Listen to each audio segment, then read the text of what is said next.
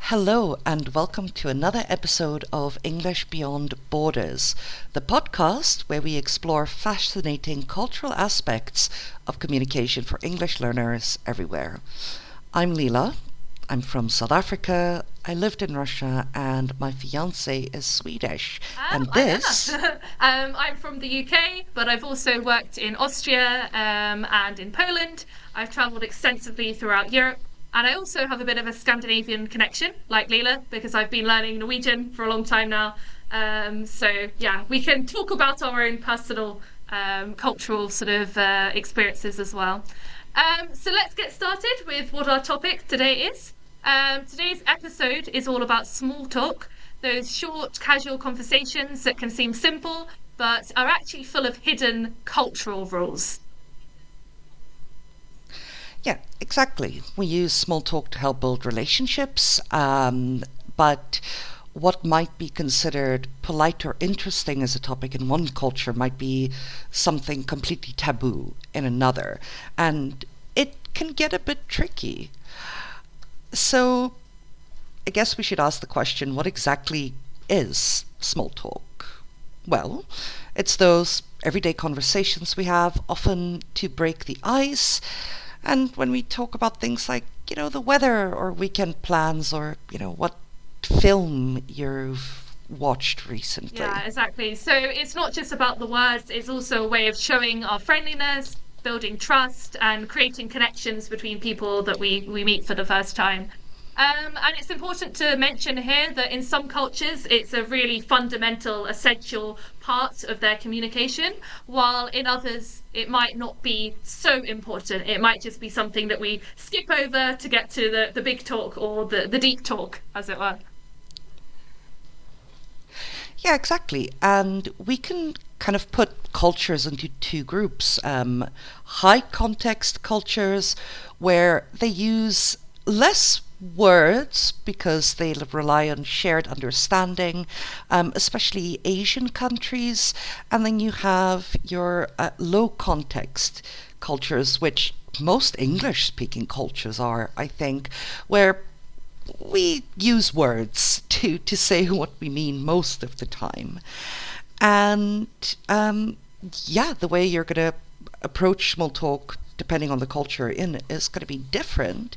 But I think there are a few kind of universal phrases we could use to kind of get the ball Yeah. rolling. Can you tell Yeah, us a bit about exactly. them, So Emma? let's give our listeners some useful English phrases for small talk. So being the resident Brit on this this podcast, I'll start with the very stereotypical one about the weather. So if it's a good day, you could say something like, "Oh, it's lovely weather today, isn't it?" Or "Oh, the weather is a bit bad today, isn't it?" Which is when we get a lot of rain, which is very very typical in the UK. Um, or if you want to be a bit more general, you could just ask someone, how's your day going? Been up to much lately? Which really invites the other speaker to talk about their latest project or what they've been doing in their free time in the recent days. So, as the resident Brit, obviously talking about the weather, how often do you start small talk conversations with people, or are you usually on the receiving I end? would say it's quite a sort of essential part of our culture. Like we were saying, these low context cultures like America, Australia, it's very much something that every kind of British person is expected to start at some point in their life. And I think if you met someone for the first time, like a colleague or like a friend of a friend, if you didn't sort of start with some casual mention of the weather, their hobbies, what they've been doing, I think it would come across as a bit rude. So I would say definitely I've done this a lot. Yeah. In South Africa, I think one of the safest topics, well, depending, one of the most common topics rather for small talk is actually sport, because South Africans have a big love of rugby, cricket, and football. So people will very often ask you very quickly, whether you watch the sports or play them or who your favorite teams are. So yeah, that's quite a common topic over here. Yeah, also in the UK, So, like people are very obsessed with their football, so probably some similarities there. Yeah.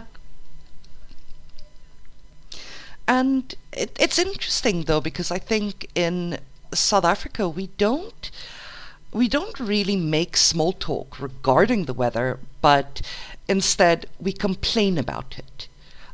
If you ask somebody, how's it going? Oh, the weather is terrible today. And it doesn't matter if it's warm or if it's cold or if it's windy, we'll find something to complain about. So I think, um, yeah, a lot of our small talk actually consists of Hmm. complaining about the weather and sports. And what about some of the other cultures you Hmm. know of? Can you think of any, specific, specific topics that are common? Yeah, so I definitely think, like we were saying, depending on if it's a low context or high context, some people might want to talk about Hmm. their experiences of their work or their studies, or some others will choose to stick to very kind of neutral sort of topics of the weather, the sports, the music, these kind of more general ones. So I think it's getting a balance between wanting to start a sort of connection, but you don't want to offend someone. You want to stay on something that's kind of quite relevant, or something that anybody can sort of talk about and access, regardless of their specific culture or their country of origin. Yeah.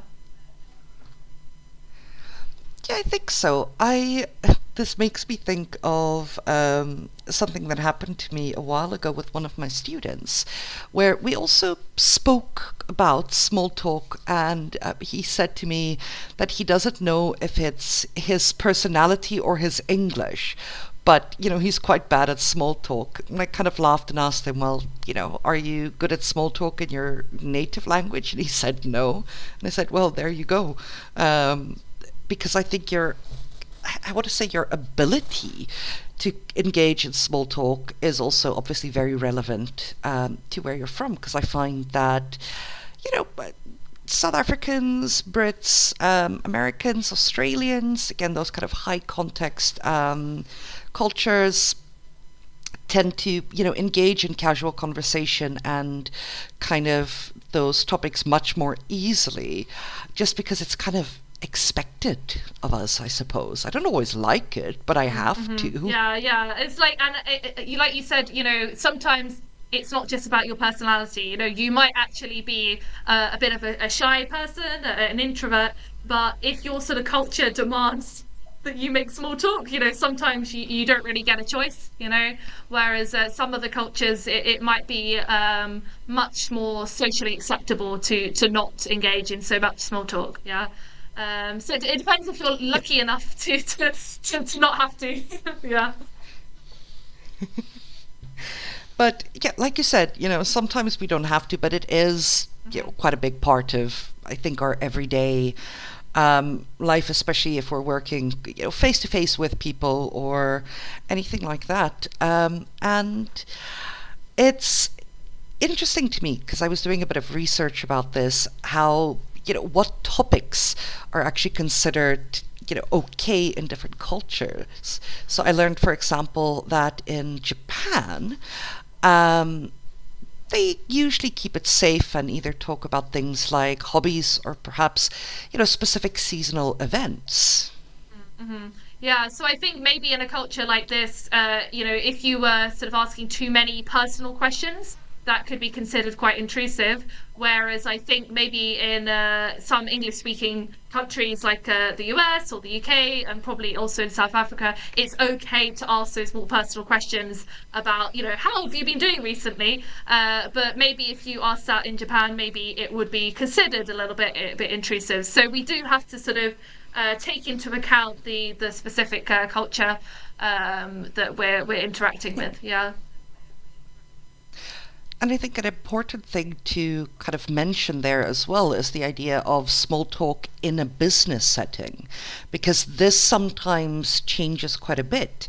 Um, I know, for example, that kind of in Latin American and Middle Eastern cultures, small talk is not just accepted but expected in kind of business negotiations and things like that, because there's this idea that you have to get familiar with people before you jump into just doing business. Yeah, so this would be an example of where it can be much more personal, much more about sort of relationship building. Yeah.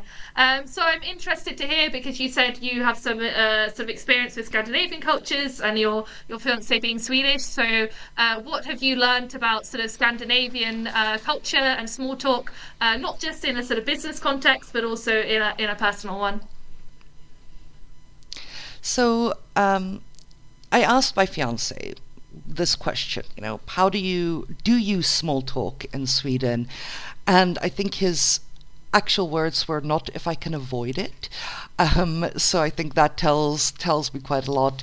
And then I asked him, well, if small talk happens by accident or however it happens, what would you talk about? He also said, I don't know, probably like the weather or work, for example, because I think work tends to be quite a big small talk topic. And when they were down in South Africa last year, I know they thought I was incredibly extroverted because I'm in my home country. People expect me to small talk, so I do. And apparently, this looked very, very extroverted to them. So yeah, I think with my experience, not that big on small talk in general. I find that if they do want to talk, it's going to be about more serious topics. Otherwise, comfortable silence is Yeah, okay. and it seems Um, like that's the case in the business context as well. That sort of Scandinavian business culture is going to be a bit more direct, and sort of small talk might be sort of seen as a bit of a waste of time. Yeah, and I could sort of yeah, also bring in my experience. I've learned, well, actually all of the Scandinavian languages at some point in my life, but recently I've been more yeah, sort of focused on Norwegian, and having sort of been to the sort of Scandinavian countries as well. And I remember something my Norwegian teacher was saying is that, like, it's quite sort of strange if you just go up to somebody in the street or on a bus and start talking to them. Yeah, because there's very much this sense of having your personal space. Yeah, keeping your space to yourself. So it's definitely maybe in the Scandinavian countries not so common to immediately start talking to someone on a personal level that you don't even really know that well. Yeah. I mean, I know from talking to like a lot of, I have quite a few friends in Scandinavia as well, but it's generally that idea of personal space is so big that you probably won't go sit next to Yeah. someone on a bus. You'll always kind of keep one seat open. So I think, um, yeah, it definitely would, for a lot of them it does feel like a kind of an invasion of personal space. But speaking of that as well, because the kind of body language related to small talk also differs quite a lot in cultures. Like I know, for example, in some European countries, you'd greet somebody with a kind of "How are you?" and a kiss on the cheek. Where in other countries, I think if you got that close to someone, they might call the police. What do you have any experiences with kind of communication that's especially close Yeah, or quite yeah. far Actually, removed? quite a lot of experience. So, for example, I have some Italian, well, one main Italian friend, and then some other Italian friends that I've met along the way. And I definitely found this sort of kissing kind of quite like strange. And because in some cultures they do like two kisses, and some they do three. And in the UK we don't really do this. Like maybe sort of posh people, so we say like the middle class and upper class people, they might in the UK maybe do kisses, but it's not very common. Usually with friends, we would just hug, or if you didn't know the person very well, maybe you would shake hands. So this kind of immediately kissing is quite kind of strange for Brits. And I have an example of this. So when I was visiting my Italian friend, and she took me to see the lady that had helped raise her sort of old nanny from her childhood. And this lady didn't know me at all, but we were at the sort of the front door of her house, and she immediately was like hugging me, kissing me, like both sides, and like all of this, and it was a very sort of, what could we say, very kind of excessive display of affection. And so, even though this was something really nice, really positive, it did sort of catch me off guard because I wouldn't have expected that in my own sort of culture. So there was maybe a bit of a culture shock there. Yeah. I actually had a similar experience because this idea of physical contact when greeting someone is also still common with some kind of Afrikaans speaking South Africans, especially those ones in the countryside. It's an old tradition, but it doesn't happen that much anymore here either. And I remember this was many, many years ago. I went with a friend of mine to go visit some family of hers that lived on a farm, kind of somewhere in the middle of nowhere. And also, never seen these people, never met them. And the next thing I know, there's about 5 people just standing in line waiting to kind of hug me and kiss me. And it was a very bizarre experience, but I, I, I do like the fact so that it is so intimate, I guess, because it just brings a comforting feeling, I suppose. And it's very welcoming. And it's interesting when we talk about hospitality, like welcoming people into their homes, because especially in the context of small talk, because I think people think that British people, we're very polite because we say sorry a lot, but actually sometimes we find it a bit hard to be very welcoming and to welcome people into our houses. Maybe because we're a bit introverted sometimes, or we kind of feel a bit awkward. Whereas actually, I've noticed also in German-speaking cultures as well, like in Austria and Germany, you'll get very welcoming people that will make you a meal, even if you don't know them very well, or they'll sort of welcome you into their house, even if you're just like a friend of a friend, or sort of not very familiar. So I think there's also a difference in terms of how small talk links to kind of hospitality and that sort of general kind of welcoming of other people, even if you don't know them very well or if they're from a different culture to you. Yeah. Yeah, that is quite interesting because I think if I think of myself and my kind of family and my peers, I also it would be quite strange to just welcome, well, a stranger into my house, but mind you, I don't invite people I know to my Yeah, house, so same. I don't think that's a problem for me. Yeah. But no, it is, I think that's a very valid point. How much small talk is kind of related to hospitality. And um, so obviously, so far we've spoken quite a bit about, kind of ideas of small talk in different cultures, kind of topics. Um, but I think one of the most important things we kind of need to think about is how we can adapt small talk based on the culture we're working in. So I know for myself, if I'm speaking to other South Africans, I'll do a lot of the small talk, do the whole song and dance. But when speaking to my Russian speaking or like Swedish, Danish speaking friends, the small talk is definitely much less and kind of just kept to a very polite minimum.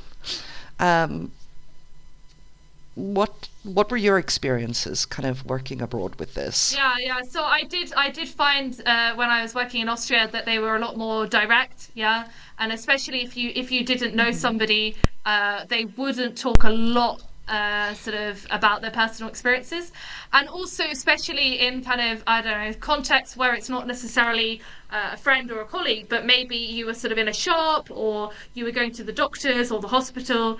In the UK, it's very common to have a lot of small talk, like, while the sort of sales assistant is like packing your bag at the shop, or if you go to the doctors or something like this.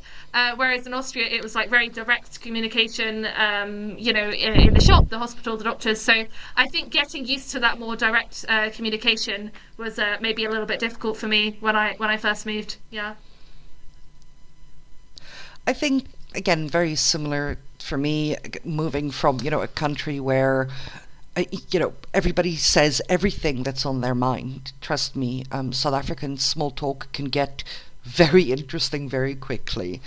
But but yeah, also moving from a country like that to a place where, that small talk is much more reserved. It does take some getting used to. Um, do you have a preference? Do you kind of prefer a small talk rich culture, or are you with the Scandinavians and let's rather just be quiet and pretend we said Yeah, I hello? think I'm sort of a bit in the middle. Yeah, I don't necessarily want, maybe similar to in some Mediterranean cultures or Latin American cultures where people are immediately hugging and kissing and sharing these very sort of personal, stories and moments. But somewhere in the middle, I think, especially when you are in a country by yourself that you haven't lived in before, I think it's nice to have a certain bit of reassurance to feel like it's okay. I've made a connection with someone, even if it's a random person, working in a shop. And I think if you don't have any small talk, you can actually feel quite isolated, especially if it's like your first time living abroad or living on your own. So I think certainly some basic small talk kind of makes me feel a bit more comfortable, makes me feel like I'm not alone in the world.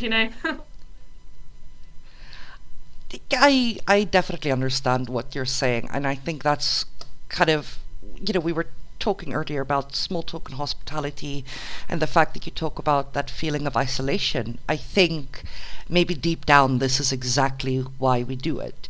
We just kind of don't want to feel completely alone, and it is a good way to maybe make a friend or just have, a short conversation that might put a smile on someone's face. So I think if there's one thing we learned today is that small talk is both simple and also incredibly complicated, depending on where you're from. But I think,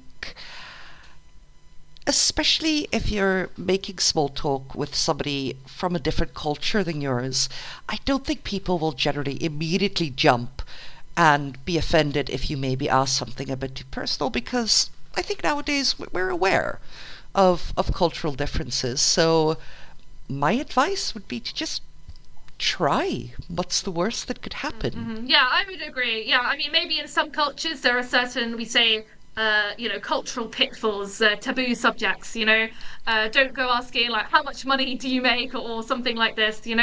But or specific questions about their family situation. But as long as you stick to these very kind of common topics we've been discussing today, the weather, sport, music, languages, anything that's quite neutral that a lot of people will sort of know something about, then I think you can't really go wrong. And like we've said today, it can be a way to feel a bit more together, feel a bit more connected with other people. Yeah.